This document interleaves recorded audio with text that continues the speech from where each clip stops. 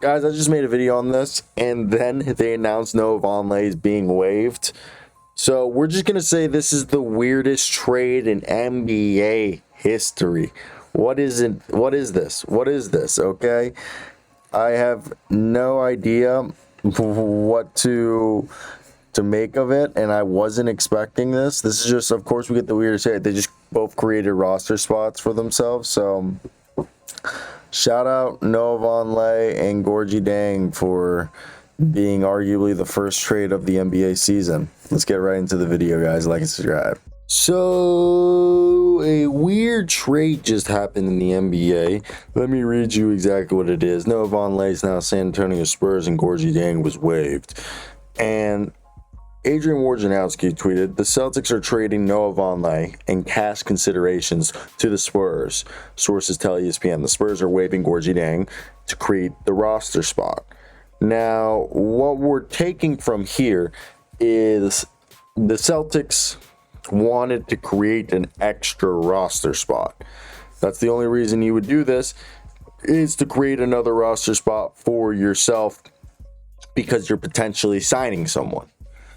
Now, who they're signing, I have no idea.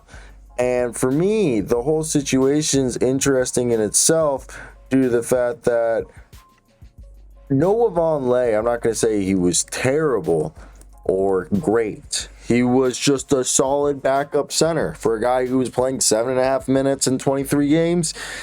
He put up barely any numbers. What do you expect?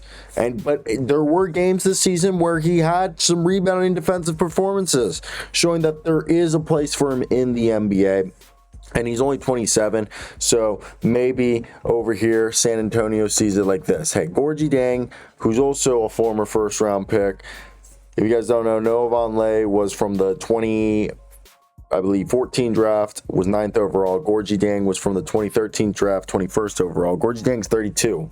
Maybe they just looked at it and they were like, hey, Gorgie's awesome, but we're rebuilding. And he originally, he actually spent his first 7 seasons with the Timberwolves and then was, dealt to the Grizzlies in 2020, then went to the Spurs and then came back to the Spurs because I guess he must have liked San Antonio. And they were at this point, they're like, hey, Gorgie, you're awesome, but we're just going to get Noah Vonleh, who can do similar things you can do, but is 5 years younger and cheaper. So I think it's that when you look at it, that's probably the more realistic reason for why this is going on. And the Spurs are waiving Vonleh too. So it's interesting.